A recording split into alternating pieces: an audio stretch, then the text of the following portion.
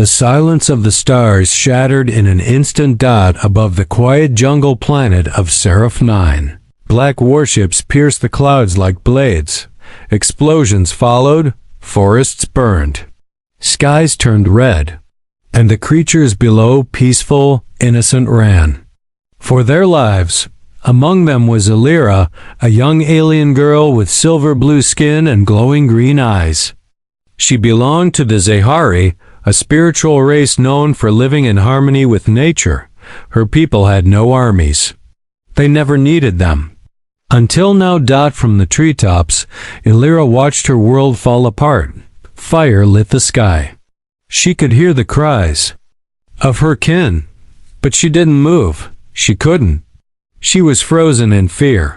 Then, a strange sound, a scream, but not alien, cut through the chaos. It was a human voice. Boom. Another explosion hit close. Illyra fell from the tree, hitting the soft dirt below. She coughed, struggled to stand, and then she saw him covered in dust and blood, wearing cracked battle armor, a human soldier. He wasn't like the monsters burning her forest.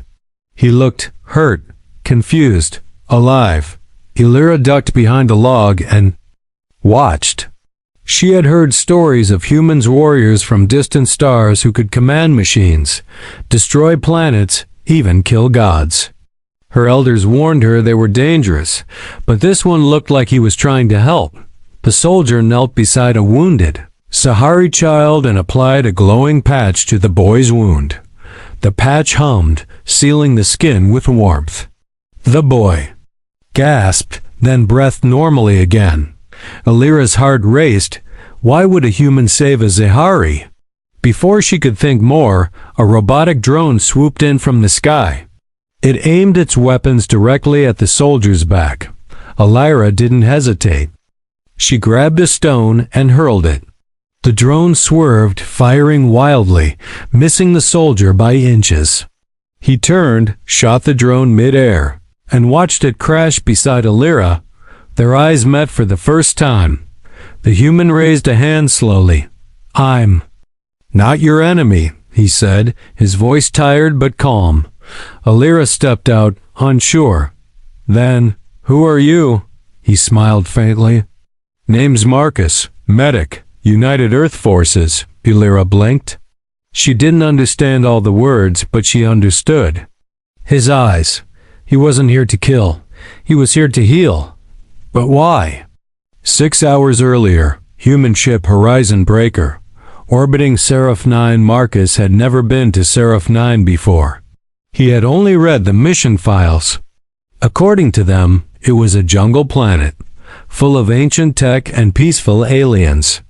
The Zehari. They were called. No threat, no weapons, no war. So why were Earth ships ordered to attack? The mission made no sense. Something about a strategic resource hidden on the planet. But Marcus didn't buy it. He knew greed when he saw it.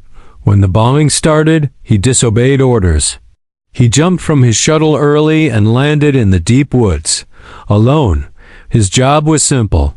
Save who he could. And now, 6 hours later, he had saved one alien boy and met an alien girl, who looked at him like he was a riddle sent from the stars.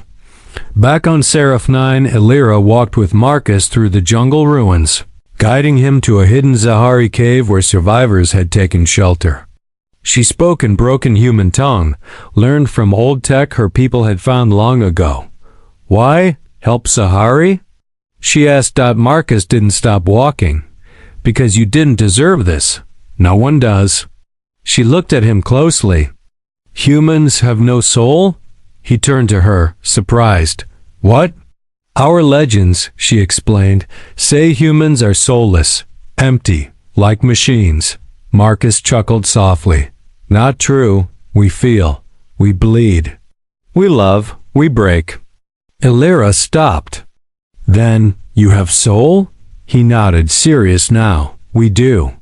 Some just forget how to use it. That answer shook something deep in her. The Zehari believed the soul was sacred, the source of all life. To hear that a human had one too, it changed everything. She didn't say it yet, but in her heart, something new had been born. Hope. Later. That night, in the caves, the Zahari survivors welcomed Marcus with caution. Some hissed, others turned away. But when they saw the child he had saved, they allowed him to stay. Illyra sat beside him, offering him water from a glowing blue crystal. Flask, why do humans kill? She asked softly. Marcus sighed. Some follow orders. Some want power. Some are scared. But not all of us are like that. You are different, he shrugged. Maybe. She leaned closer. You have light inside. I see it. It is soul. Marcus didn't know what to say. No one had ever said that to him. Not even another human. But Illyra wasn't finished. In my people, soul is life. Soul is love. If your soul shines, you are chosen. He looked at her, curious. Chosen for what? Illyra's cheeks flushed a faint purple. She looked away, whispering, to carry life from the stars. Marcus laughed awkwardly, not understanding. But Illyra knew, for the first time in her life, she had found something powerful, mysterious, and divine, something she believed only gods carried. A human soul. The stars above Seraph 9 twinkled like tiny lights in a dark sea. But for Illyra, everything had changed. They no longer felt distant, they felt alive. She sat beside the human, Marcus, deep inside the Zahari cave. The others slept, their breathing soft. Only the glowing crystal torches gave light. But Illyra's mind was not at rest. She kept watching him. His armor was scratched and burned. His face was tired, a cut still fresh across his cheek. Yet his hands, even after war, moved with care. He had placed soft covers on the wounded Zahari child and checked the old elder's fever with quiet skill. Humans were not gods. But this one, he carried something strange. A soul that glowed even through pain. Illyra whispered, Marcus? He looked up. Yeah? Why are you really here? Not just to help? Marcus leaned back against the stone wall. His eyes looked up at the rough ceiling, lost in thought. I didn't agree with the mission. Something felt wrong. I came to find out the truth. But when I saw what they did to your people, he shook his head.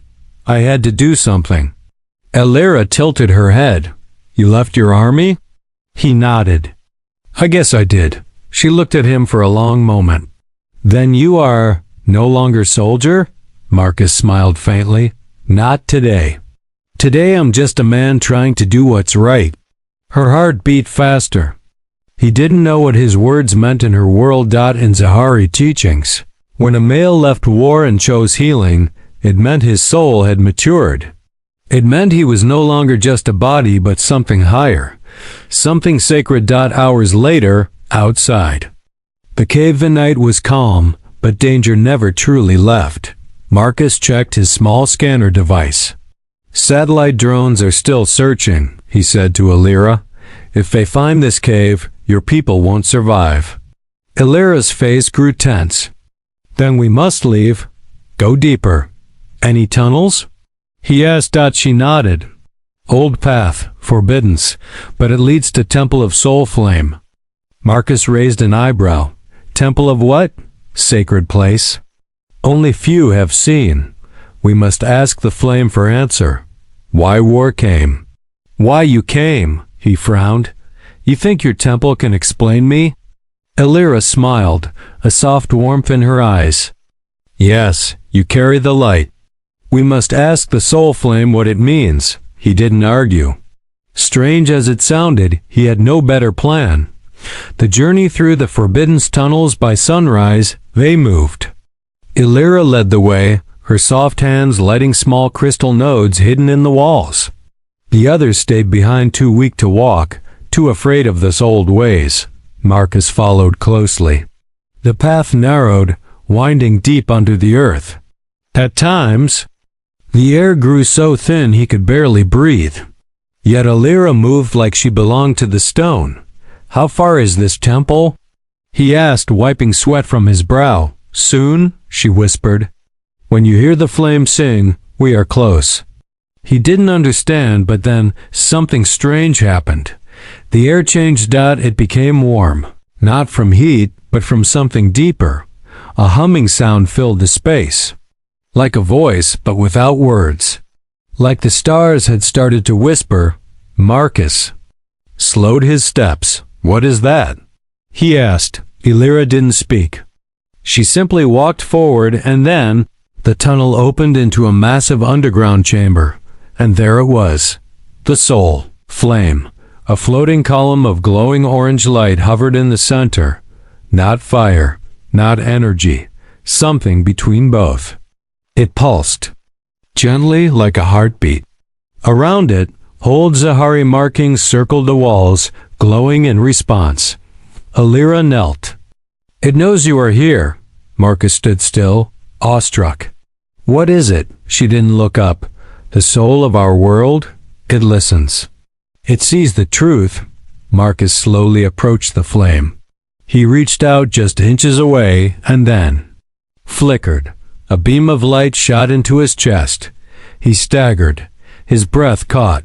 Visions filled his mind. Inside this mind vision, he saw stars being born, planets forming, ancient Zahari floating through light. Then a darkness, machines, war, fire. And through it all, a voice. "The one who carries pain shall carry life." Then he saw Illyra, smiling, holding something, someone. A child, her eyes glowing. His armor beside her. Then silence. Back in the temple, Marcus gasped and fell to his knees. The beam vanished. Illyra rushed forward. "Are you hurt?" He shook his head slowly.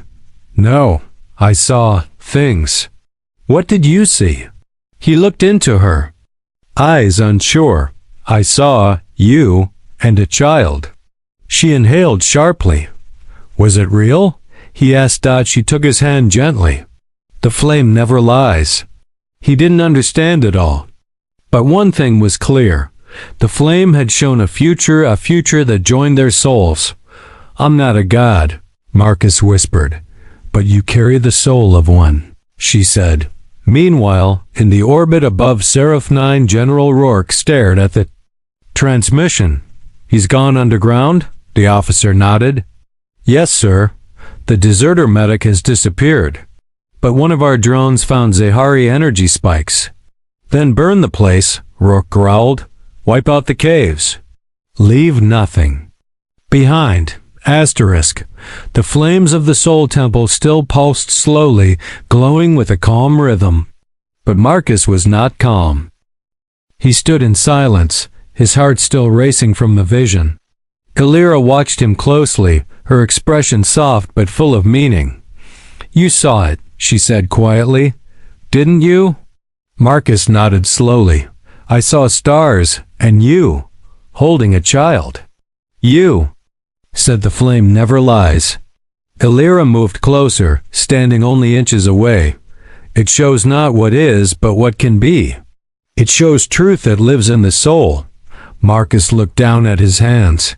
He was a medic, a man trained for war, for saving lives, not for starting one. "I don't understand," he said. "Why me? Why this?" Illyra placed a hand over his chest. "Because your soul was the first human soul we have ever felt. Your light, it is real." For her people, the soul was everything. It was the path to life, meaning, and harmony with the stars. And now she believed so strongly that Marcus's soul was powerful enough to shape their future. But their moment was cut short. The soul flame pulsed faster. Then it shrieked. Illyra grabbed her ears, falling to her knees. Marcus flinched from the sound, a deep twisting tone that echoed through his bones. "What's happening?" he shouted. The flame suddenly shot a beam toward the wall, burning a symbol deep into the stone. Illyra gasped. "It's a warning!" Marcus turned. What does it say? She studied the glowing shape, her eyes wide. Death is coming. They found us. Outside the temple, upper tunnel's boots slammed against stone. Lights flashed. Earth soldiers were descending into the caves. General Rourke had sent an elite team, with orders. Capture Marcus alive but burn the rest. Thermal readings just ahead, sir, the lead soldier whispered. Move in, now. Back at the Soul Temple, Lyra grabbed Marcus's arm. We must go, now. He nodded. We can't lead them to the survivors. She opened a hidden side tunnel beneath a rock platform. This way, old escape path. Not known to outsiders. Marcus helped her down, the two vanishing into the darkness just before the sound of boots reached the main chamber. Moments later, the elite unit entered. The soldiers pointed their guns at the soul flame. Sir, there's no sign of the deserter. Just this weird alien light. The commander looked around. Doesn't matter. We follow orders. Torch the place. A soldier raised a small device, a plasma igniter. He didn't notice the soul flame begin to pulse faster. Then, without warning, it exploded. A wave of energy burst from the center, throwing all the soldiers back. Lights shut off. Screams echoed. The walls cracked. The ancient temple had defended itself. Deep in the escape tunnel, the shockwave shook the stone. Marcus grabbed Alira as rocks fell. Hurry! They pushed forward, crawling and stumbling through the narrow tunnel. Dust filled the air. The sound of falling stone rumbled behind them. Finally, the passage opened into a wide cavern lit by glowing fungus. They paused to catch their breath. Your soul flame. It fought back, Marcus said, amazed. Alira nodded. It protects the truth. It has chosen a future and will not let it be destroyed. Marcus looked at her. You really believe all this, don't you? She smiled faintly. My whole life I believed the soul was something only Zahari had, but now I see yours, and it shines. He didn't reply. He just stared at the soft light reflecting in her eyes. Hours later, temporary shelter deep underground, they built a small camp with what they had: crystals for light, food packs from Marcus's suit, and woven leaf mats for rest. Alira sat near him, her legs folded, her hands resting in her lap. Her gaze didn't leave him. I don't know what to do now, Marcus admitted. My side sees me as a traitor. Your people don't fully trust me, and I don't belong anywhere. Alira reached out, taking his hand. You belong here, with me, with what the flame showed. Marcus was quiet. She leaned closer. We can start something new, not for war, but for life. He stared at her. You mean the child? She nodded slowly. Not just child, a future. A union of soul and soul, Zahari and human. One life from two stars. It was hard to believe. Just days ago, Marcus was treating soldiers in a war zone. Now he was deep underground with an alien girl who believed he was chosen by a sacred flame. Yet somehow, it felt real. I'm scared, he said honestly. I am too, she whispered. But my soul is not. Meanwhile, General Rourke's ship, the report was short. Sir, the cave collapsed. Temple is gone. No sign of Marcus. We believe he's dead. Rourke didn't blink. Then this mess is over. But deep inside he knew better. Find the Zahari survivors, he ordered. Burn everything. Back on Seraph 9, the Decision Alira stood by a cliff inside the deep cavern. Watching glowing birds fly across the underground river, Marcus joined her. What if I stayed? He asked. Eli turned. Then you become part of the flames. Vision, part of us. And the child? She gently touched her stomach. Not now. Not until both souls agree. He nodded. Then I need time. You have it, she said. But behind them, the rock wall trembled. They didn't know it yet, But the war above was coming below Dot, and they had one choice left: run forever, or rise and protect the soul of a new world. Asterisk, the ground rumbled again. Dust fell from the ceiling. Illyra grabbed Marcus's arm, her voice low but urgent. They're coming. Marcus looked back into the tunnels. We can't keep running. We need to protect the others. Illyra nodded. Then we must return. Together. She reached into her satchel and pulled out a small crystal white, shaped like a teardrop. This is a soul beacon, she explained. If I hold it near my heart, the survivors will feel it. They will follow. Marcus took a breath. Then let's light the way. Back near the collapsed temple entrance, the Earth forces were digging through rubble. General Rourke had sent reinforcements with heavy machines. Drones hovered in the air, scanning for life. One soldier barked into his comms. We found another tunnel path. Goes deep. Heat signatures below. Rourke's cold voice replied, Flush them out, all of them. They set charges at the entrance of the new tunnel. They had no idea what was waiting for them inside. Meanwhile, deeper in the caves Illyra and Marcus moved quickly through side tunnels. They followed the echo of old Zahari symbols, glowing vines, memory rocks, and whispering winds. Soon, the survivors appeared weak, tired, but alive. Children, elders, wounded warriors, all hiding. Beneath the earth, a young girl saw Illyra and cried out, You came back. Others gathered around. The soul beacon glowed stronger. Illyra lifted her hands. We cannot hide forever. The enemy will destroy all we love.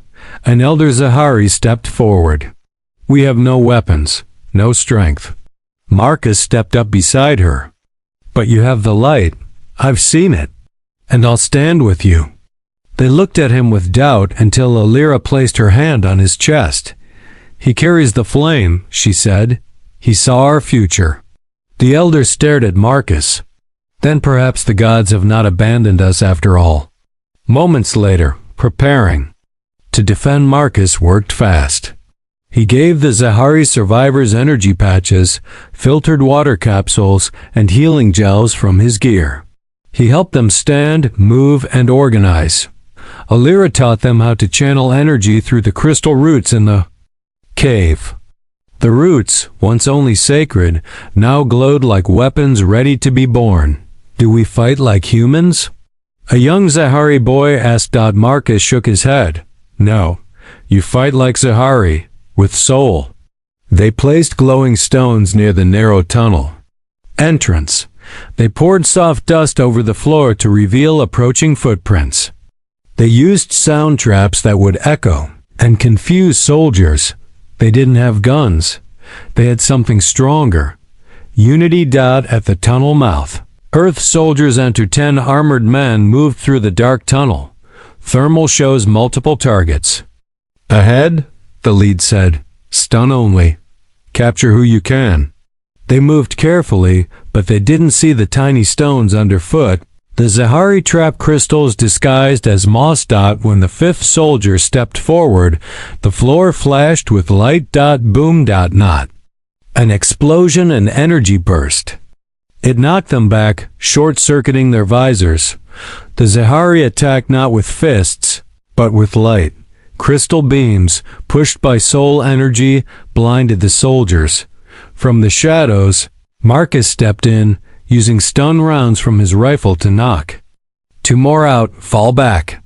A soldier screamed. Too late. The tunnel lit up in pulses. A wave of sound hit the remaining men, making them collapse from inside their helmets. Their tech could not fight soul energy. When it was over, the soldiers lay unconscious. No one had died. But the message was clear. The Zahari would not run. Again. After the battle, inside the cavern, the survivors cheered quietly. Some cried. Others embraced Illyra. Marcus sat against a wall, breathing hard. He had never fought like this. Not for a country. Not for orders. But for something real. Illyra sat beside him. You fought with us, she said softly. He smiled. You taught me how. She looked at him seriously. The vision. The child. Do you still fear it? He was silent for a moment. I don't fear it anymore. I fear what might happen if we don't try. Her fingers touched his. Then let our souls decide when the time is right. Far above, a secret meeting on Earth's flagship, General Rourke slammed his hand on the table. He turned them into an army. A scientist in a clean white uniform replied, Sir, this may go deeper than you think. The soul flame, the Zahari power, it's real, and it chose him, Rourke growled. He's no chosen one. He's a threat. The scientist leaned forward. He may be more than that. If what we found in Zahari records is true, he might be the bridge between two races. Then we break the bridge, Rourke said coldly. Get me orbital clearance. We end this. From the sky. Back on Seraph 9, a moment of peace. Illyra and Marcus stood by an underground spring. Stars shone through a crack high above. Do you regret coming here? Illyra asked. Marcus looked at the glowing water. No, I think I was always meant to. Illyra looked up. What comes next? Marcus glanced at her gently. Whatever comes, we face it together. But even as they smiled, a soft hum began in the air. Sky above was changing. Earth's warships were moving into position. Asterisk. The sky above Seraph 9 began to scream. It wasn't the sound of thunder or wind. It was the sound of engines, massive, cold, and full of death. The Earth's warships were in position. From orbit, they aimed their weapons down. Inside the underground caverns, Marcus stared up through a crack in the ceiling.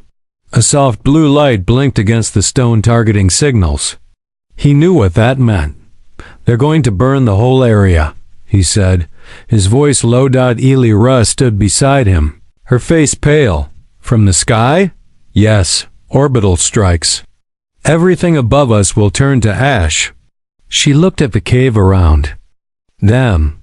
All of this will collapse, he nodded grimly. If we don't move soon, no one survives. Minutes later, inside the Zahari shelter, the survivors gathered again. Fear spread through them like cold fire. The humans bring fire from the heavens. One elder whispered, They will crush us beneath our own world. Another said. Marcus stepped forward. We have one chance, a signal station. If we reach it, I can send a message to Earth Command, expose what's happening here. A young Zahari asked, Will they listen? Marcus paused. If they see what I've seen, maybe. Illyra stood tall. Then we go. All of us. If we die with truth. The people nodded, slowly, one by one. The soul flame had awakened. Something inside them. They would not die hiding. On board. Earthship Vigilant Hammer. General Rourke's eyes scanned the live map. Target coordinates locked. Prepare plasma strike. A young officer hesitated. But sir, what if the deserter is still down there? Rourke's voice turned sharp. Then he burns with them. Through the jungle, the journey begins. The Zahari, guided by Illyra and Marcus, emerged from the caves through hidden jungle paths. They moved silently, carrying the wounded, helping the young, lighting their way with soft glowing stones. The old Zahari path led toward a forgotten satellite tower buried in the forest and long abandoned by humans. If it still worked, it was their only hope, but time was running out. Above them, the sky glowed red. A sudden attack. Drones from the sky buzzing broke the silence. Metal wings cut through the air. Marcus shouted, Incoming drones. He jumped in front of a child as lasers hit the trees. Illyra grabbed a stone and held it close. Crystal defense. A Zahari elder slammed his staff into the ground. Energy rippled through the roots. A barrier of glowing vines shot up, blocking the beams. Marcus fired his rifle. 3 drones went down. More followed, but the Zahari fought together. Old magic. Soul Light and Marcus's soldier skills mixed in perfect balance. The drones didn't expect resistance. One by one they fell. When it was over, the forest was quiet again. The survivors didn't cheer. They just kept moving. At the satellite tower, a race against time. Finally, they reached it, a rusted, tall tower wrapped in vines and moss. The dish at the top was cracked, but Marcus saw blinking lights. "It still has power," he said. Illyra looked at him. "Can you send the message?" He nodded. "If I climb to the top." He dropped his gear and started climbing, boots scraping metal, fingers grabbing rusted holds. Illyra watched from below, heart pounding. Halfway up, the ground shook. Then they heard it. A high-pitched whine. Everyone froze. Marcus reached the top and saw the sky flash white. Plasma strike. Incoming. He activated the console. "Come on, just work." He typed fast, connected his device, and hit transmit. Message sent. Orbit above on a different Earth command ship far above. A warning flashed.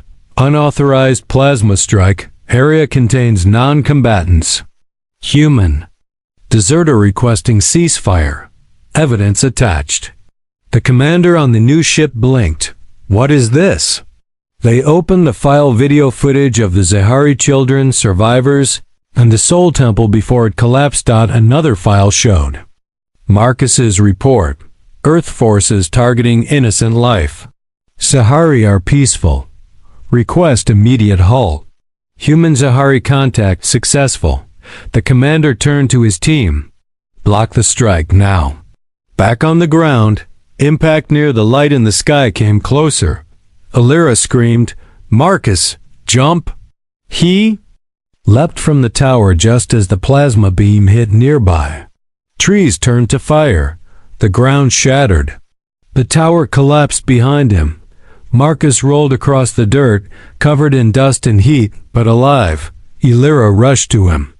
"You made it," he coughed, nodded. The message went through. They saw, but the blast had done damage. Part of the forest was gone. Many were injured. They had bought time, but not safety. Hours later, a new message arrives, a signal. Buzzed on Marcus's wrist device. It read, "Strike cancelled. Ceasefire ordered. General Rourke under investigation. You are to remain on Seraph 9 as envoy." He read it twice, then looked at Illyra. "We did it." Tears touched her eyes. "Then your soul has saved 2 worlds." He took her hand. "We saved it together." But Illyra looked past him toward the sky. "No. This is only the beginning." The forest still smoldered. Ash floated in the air like snow. Trees once full of life now stood burned and broken, but the people survived. Beneath the cracked sky, Zahari and humans stood side by side. And at the center of it all, Marcus and Illyra.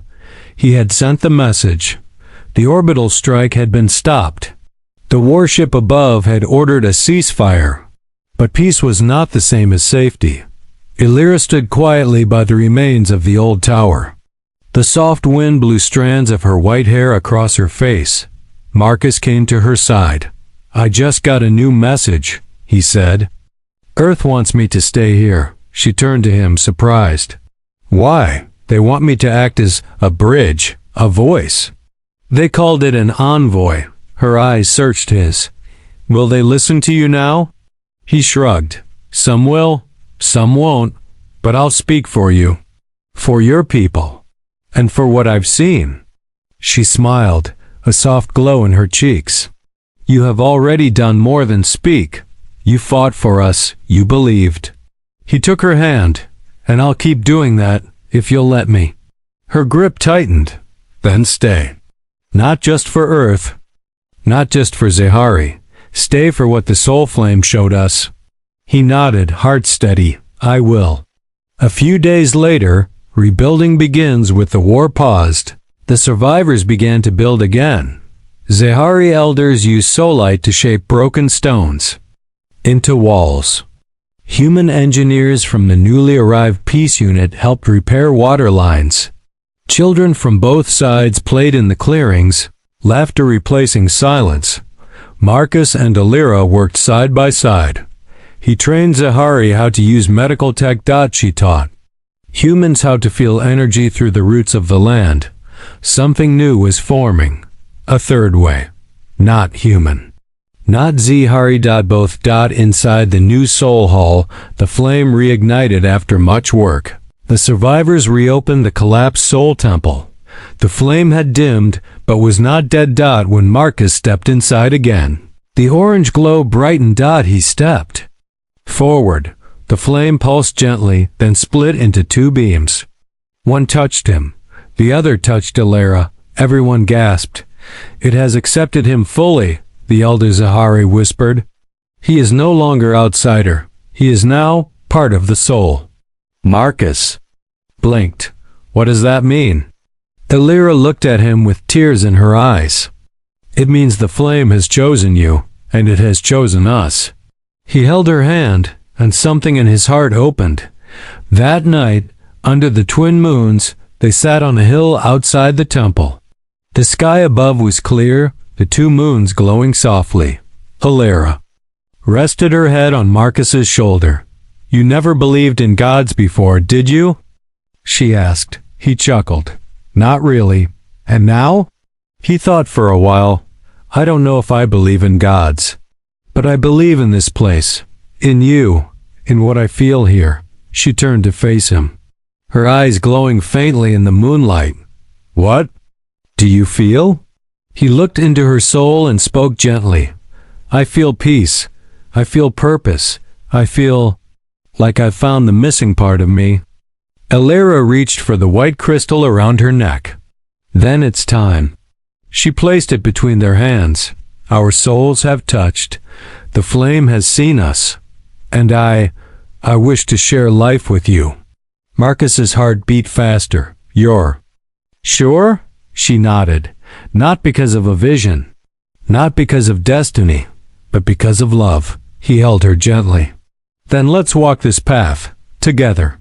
Far above, trouble still brews, but peace never lasts forever.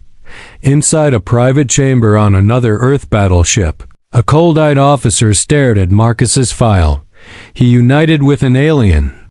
He shares energy with their temple. That kind of connection. It's dangerous. Another voice replied, High Command wants peace for now. But if he grows stronger, the officer nodded. Then we'll have to remove him.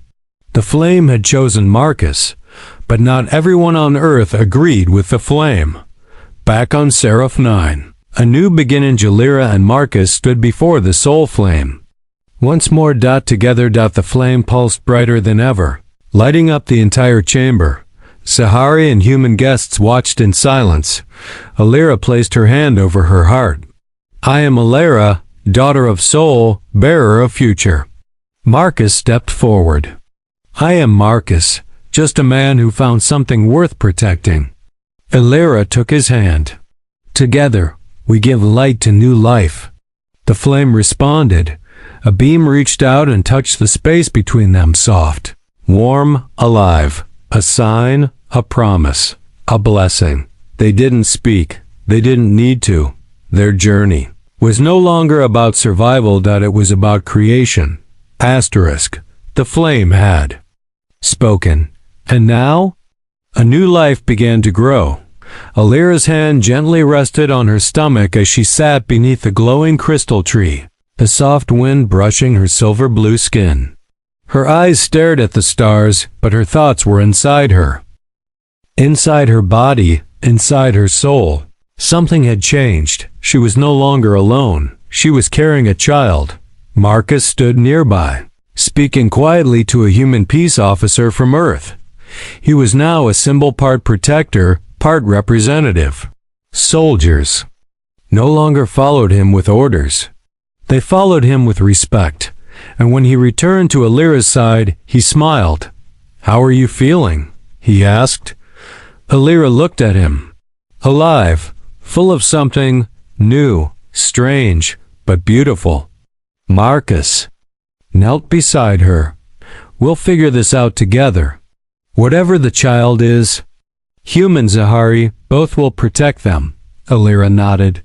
This child is not just of two bodies, it is of two souls. It is proof that peace can grow. But peace was not forever. Far above Seraph 9, in the shadows of Earth's command ships, secret meetings continued. He carries a child with an alien, said one cold voice. This will change everything, said another. Politics, culture, even genetics. He's too powerful. Too important. That makes him dangerous. So what do we do? Send someone in, quietly. If we can't stop the child, we and the father. On the surface, strange visitors. Arrived 2 days later, a transport ship landed near the village being rebuilt around the Soul Temple. It carried scientists, or so they claimed. Marcus welcomed them politely, but something felt wrong. They wore strange badges. Their faces never smiled. They asked questions, but gave no answers, and they always stayed too close. That night, Illyra whispered, "They are not here to study. They are here to judge." Marcus nodded. "I know. I can feel it too." He had seen enough during his time in war to recognize cold eyes. These men didn't see him as a hero. They saw him as a threat, or worse, as a mistake. The child grows fast. Zahari pregnancies were different. Their bodies were shaped by energy, not just biology. And the mix of human and Zahari soulite made the growth rapid, but stable. Illyra's body adapted quickly. Within weeks, she could already feel the life moving inside her. The heartbeat pulsed not only in her chest but in the soul flame, even. The flame responded, growing brighter, warmer. One elder Zahari said, "This child is bound to the flame. It will change all things." And Marcus began to dream. He saw visions at night of a child running through forests, speaking to stars, glowing with power. He would wake with tears in his eyes. Illyra would hold his hand and say, "You are not dreaming. You are seeing what will be." But not everyone wanted that future. One night, Marcus sat alone near the edge of the jungle. A man in dark armor approached from behind. No name. No warning, just a whisper. "Your child will be a weapon." Marcus stood. "Who sent you?" The man didn't answer. Instead, he drew a silver blade, not to fight, but to show. "You must leave. End this union, or Earth will end it for you." Then he vanished into the trees. Marcus's choice. He returned to Illyra, face tight with worry. "I need to ask you something hard," he said. "Then ask," she replied calmly. "If staying with me put you and the baby in danger, would you still stay?" Illyra took his hand and placed it over her heart. "We were never promised a safe path, only a true one." He kissed her forehead gently. "Then we fight. For the future. A plan is made." Marcus sent another message to Earth public this time. He revealed the child. He revealed the threats, and he made a simple statement. "If you call me dangerous for loving, then you fear your own soul. This child is not a weapon. This child is a bridge. And I will protect them." The message spread fast. Across colonies, space stations, and hidden networks. Some called him a traitor, others called him a prophet. But one thing was certain, he could no longer hide. In the temple, a moment of power. Illyra stood before the soul flame once more. She held Marcus's hand. The flame pulsed softly. Then it grew higher, brighter, stronger than ever before. The elders fell to their knees. The flame's light bathed the entire chamber in warmth. It whispered, not in words, but in feeling. Hope. The child was not just alive. The child was chosen. Asterisk. The night sky over Seraph 9 was no longer peaceful. Ships hovered silently in orbit. The ceasefire held barely, but tension thickened like storm clouds waiting to break. In the forest below, Under the glow of the soul flame, Alira's body trembled, not from fear, but from the signs of coming birth. The child, half human and half Sahari, was ready. The world WASN single quotes to dot inside the soul temple. A warning from the flame. Alira sat in silence, her hands on her belly. Marcus stood beside her. Suddenly, the flame pulsed hard, flickering red for the first time. A shockwave rippled across the stone floor. Eli gasped. The flame speaks again. Marcus stepped forward. What's it saying? An elder stepped into the glow and translated, his voice shaking. It says, "One soul must fall so that the child may rise." Marcus frowned. What does that mean? Alira's breath caught. Her eyes stared into the flame. It means someone will try to destroy our child, and one of us may have to stop it with our life. At the edge of the forest, an unwanted visitor, the man in black armor, returned. This time, he did not hide. He entered the rebuilt village openly, escorted by 2 peace officers. The people grew silent as he walked through, his helmet still on. Marcus met him face to face. "You were warned once," he said coldly. The man removed his helmet, revealing a scarred face. "I carry Earth's final message. There are those in command who fear what this child represents. They believe it will divide humanity." Marcus crossed his arms. "And what do you believe?" The man stared hard. "I believe that no one child should carry the weight of 2 species." Alira stepped forward.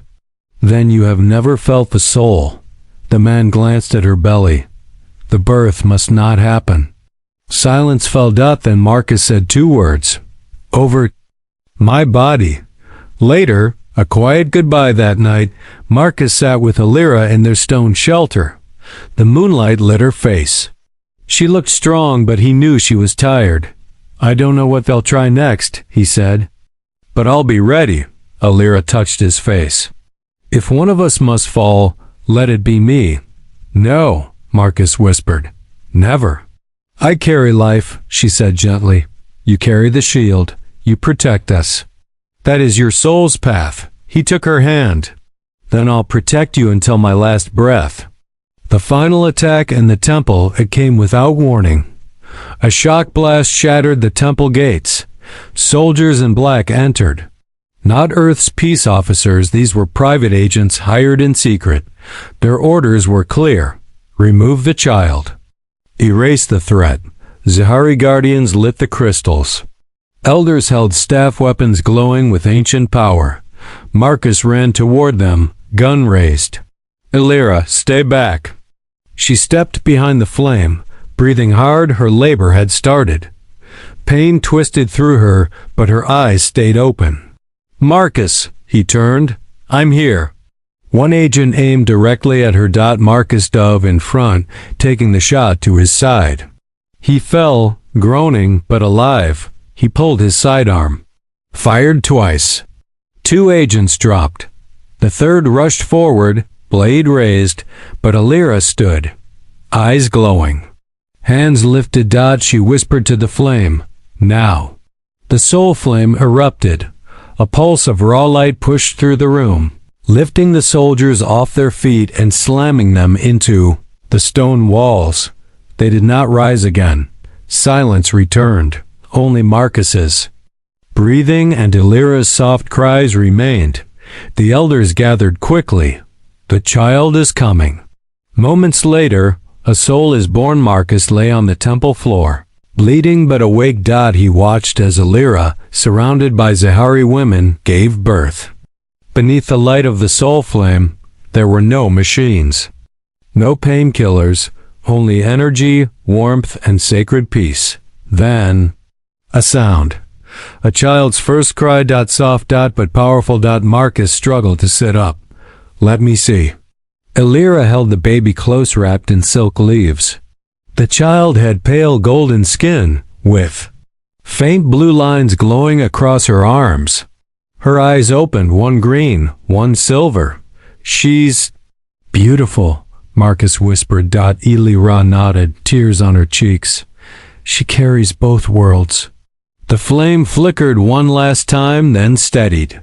It had done its part. And now, the future had arrived. The next morning, a new path begins. News of the attack spread fast. But so did news of the child's survival. The Earth envoy sent word. No more secret missions.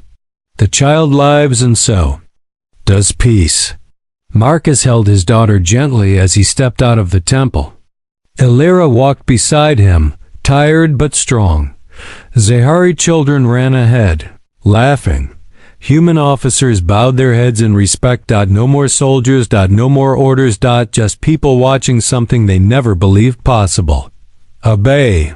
Child of two worlds. A child of soul. But one shadow remains far away. A message was sent in secret. A voice whispered across space. The child has been born. We were too late. But don't worry. The real test hasn't begun yet.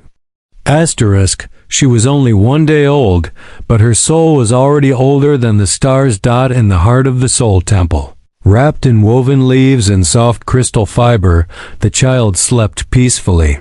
Her skin gave off a faint golden glow, and with every breath she took, the soul flame shimmered gently, like it was breathing with her. Marcus sat beside her cradle, his hands still bandaged from the final fight. Elira rested nearby, watching both father and daughter with eyes full of love and strength.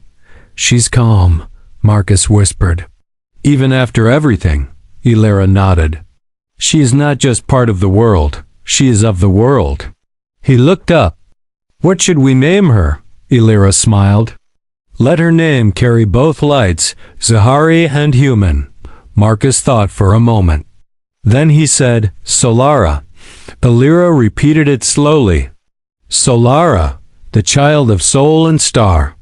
Across the galaxy, news spreads. The birth of Solara became the most talked about event across human and Zahari systems.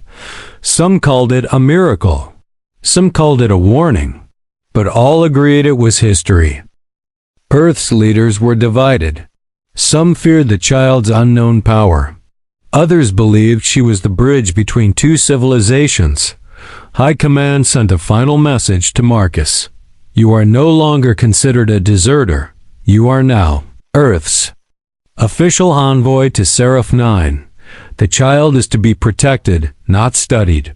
It wasn't perfect, but it was a start. In the Soul Temple, Solara awakened. Solara opened her eyes, green and silver bright, focused, aware. She looked around like she understood more than any infant should. Elira gasped. She sees the flame. The soul flame pulsed faster. Not wild, not dangerous, joyful. Marcus stepped close. You feel it too, don't you, little one? Solara lifted her tiny hand. The flame reached out just a little, forming a small flicker. Above her fingers, gasps echoed through the temple. She already connects to it, an elder whispered. She is part of it. But the peace would be tested one last time that night while Seraph 9 slept under two moons. An unknown signal was intercepted near the outer edges of the planet. A probe had entered orbit, its signature unknown. It wasn't Earth. It wasn't Zahari. It was something else. And it had sent a message. Subject Solara confirmed. Proceed to observe. Then retrieve. The council meets. Marcus, Elira, the Zahari elders, and Earth's peace officers gathered in the Soul Temple. This changes everything, said one officer. If another faction knows about Solara, they might come for her. We don't even know who they are, Marcus said. Pirates? Machines? A third species? An elder answered. It doesn't matter. What matters is how we protect her. Elira stepped forward. The flame showed us a future where the child brings unity. But before light comes, shadows test the path. Marcus looked down at Solara in his arms. Then we prepare. The final vision. The soul flame speaks one last time. Marcus stood alone in the Soul Temple. The flame flickered gently. then flared brighter as he stepped forward. A beam touched his chest again. His body froze, but his mind opened. He saw Solara older, walking among stars, her hands glowing with light. Behind her, humans and Zahari walked together different, but not divided. Then he saw a dark shape, tall, cold, made of metal. It reached for her, but she stood her ground. With a burst of light, she pushed it back, not with violence, but with something purer. Soulfire. He heard one final whisper. She will be tested, but she is not alone. A new home, a new beginning with Earth's approval. Marcus and Alira built a sanctuary near the Soul Temple. It became a place of learning where humans and Zahari came to study, heal, and grow. Solara became its center, not worshipped, but cherished. As she grew, so did her gifts. She could touch the hearts of both races, calm storms, heal sickness, even light flames with a touch. She was proof that souls could cross stars. She was the future the flame had promised. Years later, a message from Solara. When Solara turned 7, she stood before both Zahari and human leaders in the Flame Hall. She spoke clearly, her voice echoing through the chamber. I am not a weapon. I am not a threat. I am the child of soul and star. And I am only the beginning. Final scene, peace among the stars. Marcus and Alira stood on a hill, watching their daughter walk among others, laughing, teaching, glowing softly under the twin moons. Marcus whispered, "She really is something." Alira held his hand. "She is not just our child. She is the hope of both worlds." He smiled. "Then we've done our part." Above them, stars shimmered. The war was over, the fear had passed, and in its place was Solar. The child of Soulfire.